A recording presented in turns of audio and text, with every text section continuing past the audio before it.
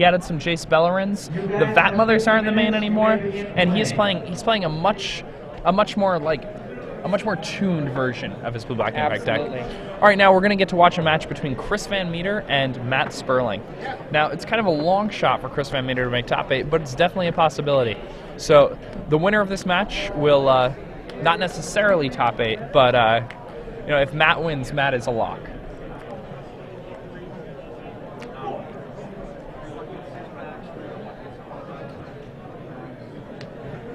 What is Chris playing again? I believe Chris is playing Valakut today, or is that right?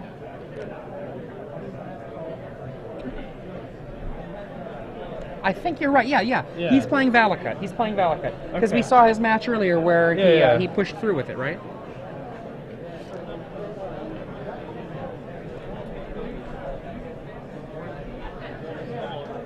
We have the early portions of the game, the looks for mulligans. Yeah, now Matt's going down the 6 cards.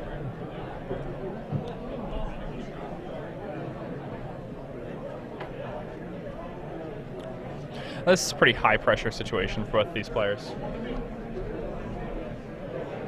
And whenever you're playing for top 8, it's always, I always feel like it's almost more stressful than the top 8 matches themselves. I mean, Chris Van Meter, no stranger to high-level play. He won a PTQ pretty recently. He's playing Green-White Trap. Right. And so he is qualified for the Pro Tour in Japan that's happening soon. He top 4'd the Star City Games Legacy Open that was in Memphis recently, playing Team America. He top 8'd the Standard Open in Kansas City, playing Genesis Wave. And he top 16 the Legacy Open that was in Texas last week, playing Team America also. So, he's somebody who's been posting a lot of awesome finishes, and all of these finishes are in 2011. Right. So this is an up-and-comer that's definitely somebody to watch. Matt Sperling, been around since he was a young child. Yes. And I remember playing him when he was a young child. He's certainly no joke. Unless it's a lawyer joke. It's funny because Matt Sperling has made fun of himself. He once joked via a little webcomic that he made that if he were to go back in time and tell his young self about how to play Magic better, that he would have been too depressed to discover that as an adult he was still playing Magic.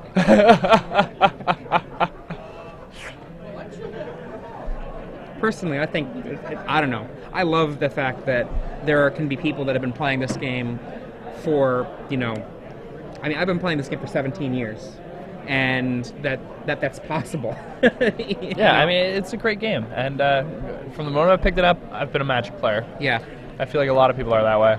I think, you just can't get away. You always come back. You know what I mean? I know a friend of mine got away for a while, but that's because he was living in the woods in, British Columbia. So once he got back to the real civilization, he started playing again. And we got Birds of Paradise from Chris Van Meter. Okay, so he is not Valakut. Oh, he's the Naya player. He's Naya. Yes, right. We've seen him do very well with Cunning Spark Mages.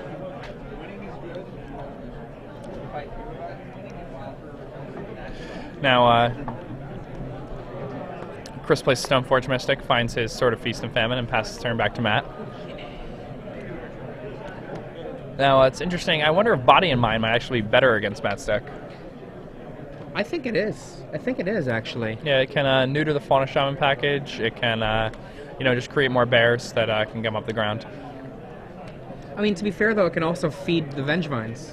So let me take that back. That's true. Let me take that back. Yeah, with definitely. The Vengevines in the case, I will take that back. Yeah, and the other thing is that also, making him discard weakens the Vengevines. So yeah. Chris is certainly right, grabbing that Sword of Feast and Famine. And Chris's last name, he's from good stock, that boy. Maybe he's not. Maybe he changed his name to that just because he wanted to be from good stock. Maybe. I think he's from good stock. I can tell.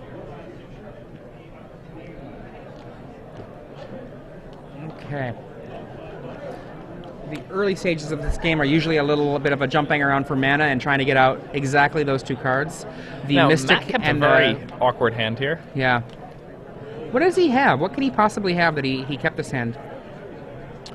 I don't know. I think he just has like Baneslayer Gideon? Yeah, I think. Oh, he mulliganed down to 5, so he's just in a rough way here. Especially with that slime shooting down that land. Now it's basically lights. And again, Matt mulliganed to 5 here, and you know, the Squadron Hog with the Sword of Feast and Famine is just going to take this game over. Is that a slime? Yeah, Chris. Oh my god. The Ravine comes in. This game, unless a Day of Judgment that doesn't exist in his deck shows up, Yeah, I'm not sure Matt's that down Sperling to can come back into 6, this. and Matt's just going to pack this one in. Yeah. He does not find a Day of Judgment. Yeah. I don't think he has those in his 75. Yeah, When you're playing 30 creatures and stuff. agree. I wasn't suggesting that he did have it. Oh, yeah, no, I know. Now, let's go and look at these guys' sideboards real quick. Chris Van Meter, he's going to get access to a Manic Vandal postboard. Have some extra acidic slimes. He doesn't really know what Matt's playing. I think when seeing those green and white lands, he can kind of, assume what it is to a certain degree. Well, they've been floating at the same parts of the table, and plus, if he plays Magic enough, he would probably recognize Matt Sperling's name. So it's possible he might have actually scouted to know a little bit more. But still, regardless. Yeah, Chris is going to bring in an extra Cunning Spark Mage. Chris is going to bring in some Condemns. He's probably bringing in 2 Gideon Juras. Yeah, I think he will bring in the Gideons. As a result, I think Precursor Golem's really powerful here. He takes out at least 2 slimes, I think, if he's bringing in the Vandal. He may want to take out the Green Sun Zenith. It doesn't seem like it has much value here. Gideons and Condemns and the extra Spark Mage seem like the cards he wants to bring in. I would see Linvala. I mean, if he realizes that his opponent is a green-based deck, Linvala turning off birds, turning off Fauna Shamans. Mm-hmm. Linvala is definitely a card that's going to come in also. I didn't see that there on the board. And I can see a Basilisk Collar being a reasonable card to bring in as well. Yeah, I mean, he has 1 main, so it's... I guess if you're worried about your 1 getting destroyed, it's... I guess if you're bringing in the 4th Spark Mage or the 3rd Spark Mage, maybe the 2nd color is what you want. Yeah, that'd be my thought. Now, we do not have Matt Sperling's list in front of us. One of the judges came over and said that they needed it, so they'll be bringing that back as soon as they can. But what we do have, I remember that one of the things that Sperling has is he has the 2 Gideons main, and he has a Gideon in the sideboard. You could easily see him bringing in a Gideon from the board. Yeah, that makes sense. He also has Linvala. So yep. I would see Linvala being a card that Linvala is definitely coming. Okay. Once we get that list back, we'll go into more details in what Matt Sperling might be choosing to sideboard. I actually also think that even if you're dealing with a Cunning Spark Mage Basilisk Collar package, you've got ways to fight that. So I still think you might be bringing in your Baneslayer Angel versus a deck like Naya, because it's just one of those cards that if it is not answered by a kill spell of some kind, it can make it so that an opponent attacking can't do anything. Yeah, I'm really interested to see what happens here if the game goes long and Chris gets an active Fauna Shaman.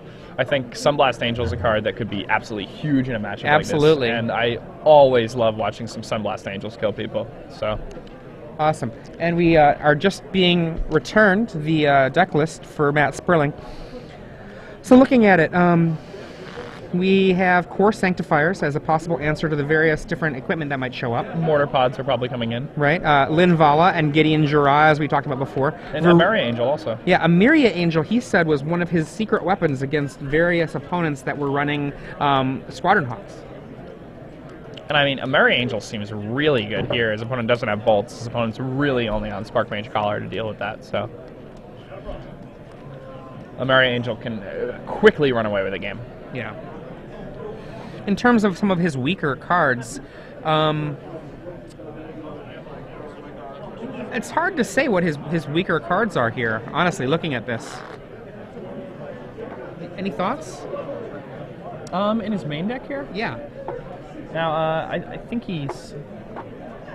Yeah, I mean, is Vengevine very good? I think so. I mean, he almost looks pre-boarded. You know what I mean? Like... Yeah, I mean, I'm not sure how good Vengevine is. That's the one issue. I think you take the sort of Body and Mind out for sure. against an opposing Vengevine deck. That makes sense. Yeah.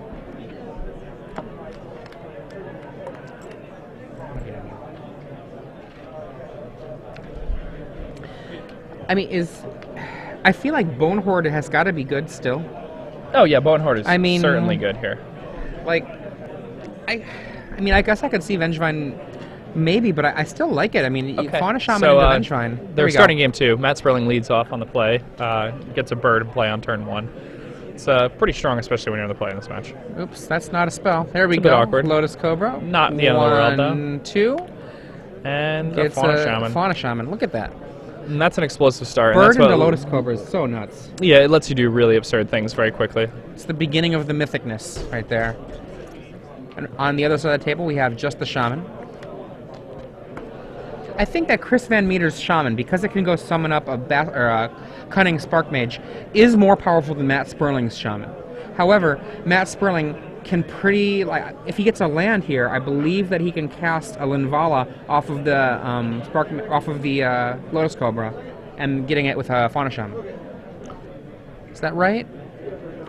If it's a sack land, he can do it. If it's a regular, comes into play. If it's a regular land, then he cannot. True. But yeah, Chris could have to deal with some scary stuff right now. There is a sack land. And that's going to be enough to have Matt drop a Baneslayer into play if he wants to. Yeah. I mean, the card I would be most scared of here would be Linvala, which once it hits play... I think I'm most scared of Gideon at this point. That would be about as... There's a Gideon. That's...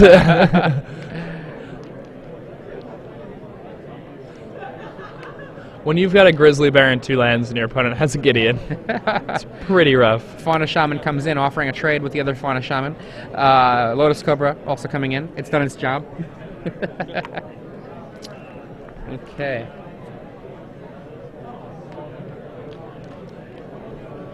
So it's going to be a main phase activation of Fauna Shaman, most likely. Now, these two decks have just had incredibly lopsided early turns against each other. Oh yeah, and I mean that's kind of what happens. Well, game 1, Matt mulliganed to 5. So this game, Chris has a pretty awkward draw. Vengevine goes to the yard, probably seeking out a Bird of Paradise. Mm-hmm. Chris Sen has no white mana. There's the bird, which will. And he can't even cast that bird, it doesn't look like. Not this turn, no. Oh. Wow, how painful. Yeah, and I mean, at this point, it's very rough. Matt can just snipe the Fauna Shaman if he wants to with the Gideon. He can, he can do... The world is his oyster at this point. For this game, at least. Now, is there anything that Chris could do to get back in this game? We're aware of? Well, I mean, he has his own Gideons if he brought them in. If he chose to. Fair enough. So what he could do is drop a bird and then cast a Gideon on the next turn. And assuming that there are no creatures in Matt's hand for him to turn off the bird with Linvala, then that might work out. Now, that's another good point about Linvalas. It doesn't just turn off non-mana abilities. It turns off mana abilities, too. So when people are playing cards like Birds and cards like, Noble Hierarch and things like that, it just becomes an extraordinarily powerful spell. It's very strong against Elves, for example. Yeah. Now, Chris is just waiting for game 3. Trying to see as many cards as he can. And I like this. I like that Chris isn't just packing it in. Chris is saying, okay, well, now I know you still have your Baneslayers. I know you have Gideons. I know you have... Chris is getting more and more information out of Matt. Yep.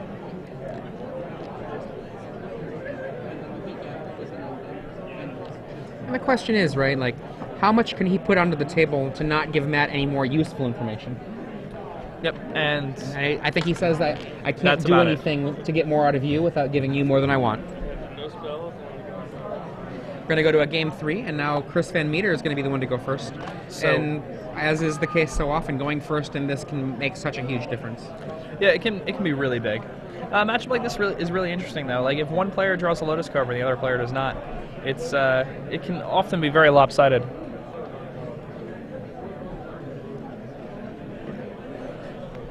Oh, I'm sorry. Chris' deck does not have Lotus Cobra. So, Oh, wow. So he does not have the ability to get that explosive draw. Instead, he's relying more on basically workhorse effects with Squadron Hawk, Fauna Shaman, Stoneforge Mystic. Yeah, and you know, as long as Matt doesn't have a degenerate draw, Chris's deck is much better set up for a long game. Chris's deck can handle just about whatever happens in a long game, which is pretty impressive. Like, that's how his Naya deck is set up. Whereas, you know, Matt's deck wants that explosive draw. It's a very interesting match. It's a match for top 8 of this tournament. It's Chris Van Meter, up-and-comer on the Star City Games circuit. Right. He won a PTQ for Pro Tour Nagoya. He, top-8'd he top-8'd 2 Star City Games Open Series so far this year. One was a Legacy Open where he's playing Team America, and the other one was a Standard Open where he's playing Blue-Green Genesis Wave. He also top 16 last weekend playing Legacy, also playing Team America. And Matt Sperling, he's Matt Sperling, you know. One thing, I got a little word from the floor that apparently there were some intentional draws that might have been ill-advised that make it all the more likely that should Matt Sperling win, and this is still a question mark, that he is yet more likely to make top 8. Now, it is fully possible. Well, Chris is the one that's having trouble. Matt's a winning in, solid.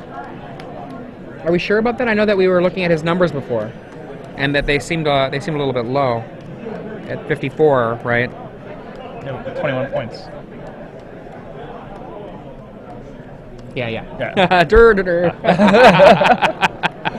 If he wins, he will be Yes. ahead of the standings My bad. of Kibler. Chris Van Meter is the one that's going to be the one that can potentially take advantage of that change. Thank you very much. No worries.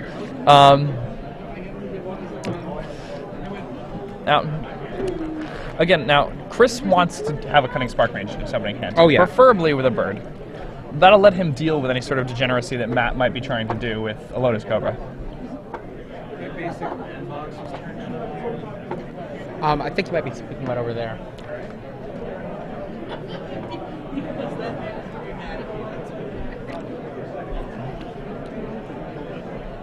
Now, one thing that's interesting about this tournament is just how much red there was. The more when I was talking to Adam, he said that you know, throughout the day, everywhere he looked was red decks. Yeah. You know, like, it didn't matter whether he was looking at the tables where people were winning and the tables where people were losing. There were red decks everywhere. And I mean, we can pretty much put this at the feet of Patrick Sullivan. Oh yeah, I mean, this is every time we watched a red deck, it was a virtual, you know, 60 card carbon copy. Yeah. Of a little bit of shifting here and there for people the have their sideboard, sideboards but mixed up not a little very bit. much. And getting underway, we have turn 1 Matt Sperling with Bird, turn 1 nothing from Chris Van Meter. Chris is on the play, so we'll see if he gets to turn 2 to do anything useful. He's got a lot of turn 2 plays that are good. Yeah, that's one of them. Shaman's really good against Matt. Matt doesn't really have a way to interact with that. Now, Matt might just get blown out here because I believe Chris Van Meter has an Arc Trail in his hand. Is that the case? Yeah, and yeah, that's going to be pretty brutal. Wow. He does summon up Jerry, and Jerry, the call goes and gets maybe Elaine or Kramer, some other Squadron Hawks, whoever's in his gang of 4. He gets the whole Kramer's package. my favorite Squadron Hawk. He's so funny. He just gets in there. He's always coming by. You're like, oh, you stop eating my cereal. He'll be there. Now Chris is probably just going to Arc Trail and get rid of both those birds, and then he gets a Fauna Shaman activation, and Chris's deck can abuse Fauna Shaman activations very well. Yeah, and he's got the mana to be able to do it, so that means kill the birds and be able to get perhaps a Cunning Spark Mage. Yep. And the Cunning Spark Mage will do a lot of work against basically everything that Matt's deck can muster up. Now, Matt might can not find even a Linvala, but he might not even need a Cunning Spark Mage. You know, with the way that his hand is, we can't see much of his hand, so we don't really know. But he can figure out what he needs for this, right? He'll have 4 mana next turn if he's got a land in his hand.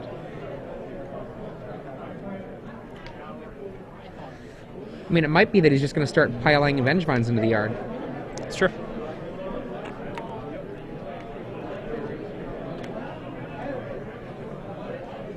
And there we go again. Another bird, another bird. Goodbye to Fauna Shaman number 2. I did see a Gideon Jura in Chris Van Meter's hand. Let's see. Gets Cunning Spark Mage.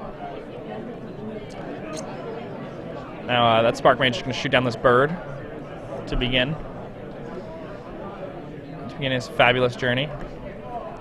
And then he's going to shoot down some more birds. He's going to play some Duck Hunt.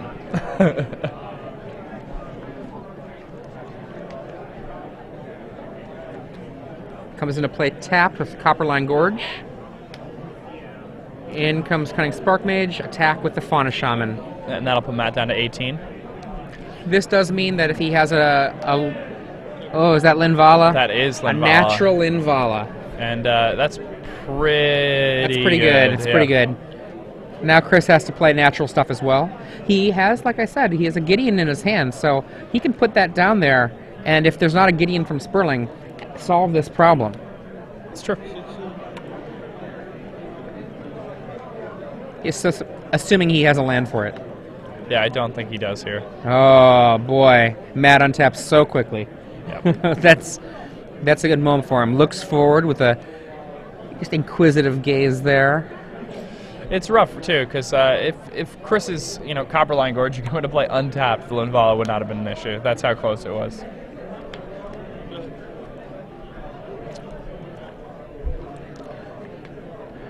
Okay, we got the whole team there. Yeah, he's got the whole top end in his hand without the lands to play them. He's going to get in there. Fauna Shamans. He's passing the turn back, I assume. Well, he may decide it's about time to arc trail away those Squadron Hawks. Still hanging on to... What's the friend of Gideon's there? Sun Titan? Okay. Does he only have a single white source in play, yes, so he needs to draw an Aran Mesa or Plains. Yeah.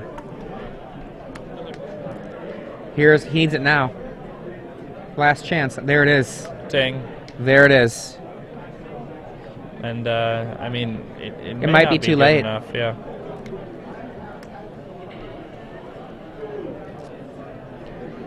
Gideon kills Linvala. He's got 2 Fauna Shamans, which probably want to sit back and play D against the Stirring Wildwood. Yeah. Matt has 1 card in hand, it looks like.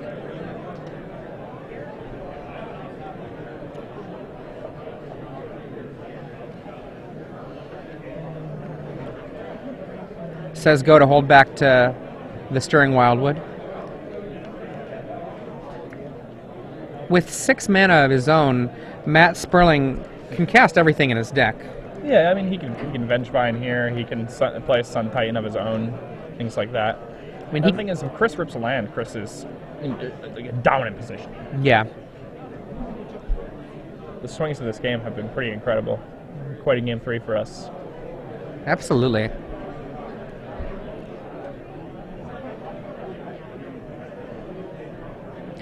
Activating the Wildwood is a huge investment of Matt's mana. Yeah, it's really big right now. If he has anything of value, I mean, his hand is in that dark spot where the where the camera is, so I'm having trouble really making out anything that's there. Yeah, I believe he has a Vengevine in his hand. That's probably why he's counting this stuff pre-combat. Here comes Vengevine. That makes sense. Land.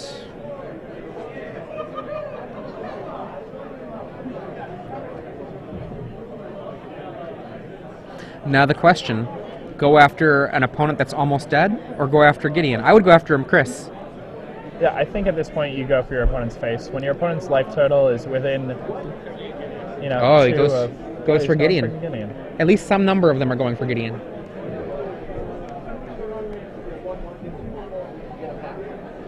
Now, I really like just jumping a Vengevine here. It seems like about as good as it gets. And now Gideon gets to demand that he gets attacked. Yep.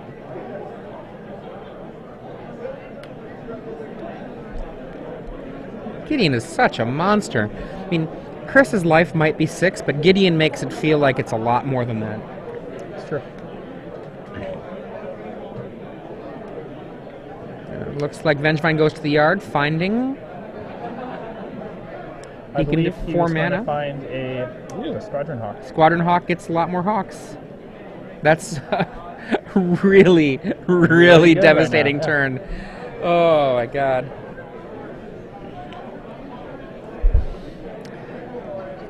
I'm sure that Gideon will say that he must be attacked.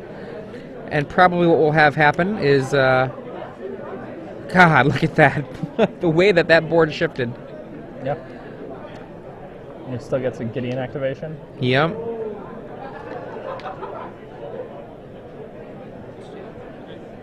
And the Vengevine comes in. Yeah. It's probably going to be a Hawk trades with a Hawk, and a Hawk chumps a Vengevine. Yeah. That seems what it pretty much has to be here. Now, I mean, Matt could do something like play a Baneslayer Angel, Right. something like that. But even then, like Gideon kind of just trumps everything at this point, Yeah. especially when he has the Squadron Hawks to block. Well, another thing he could draw, actually, is he could draw a Bone Horde. Bone Horde would be decent, but at this point, Chris has an active Fauna Shaman. And Yeah, he Infinite does. Gas, so He does. I think this is the closeout that we discussed with Chris. Is that Chris's deck, if he gets to the late game and gets to start activating a Fauna Shaman, it really doesn't matter what you do. Yeah, I mean, Libala is your only way to beat his late game. it looked to me as though that was a land I saw in Matt's hand, but I'm not 100% sure. Land and something? There's a Stirring Wildwood. And they come.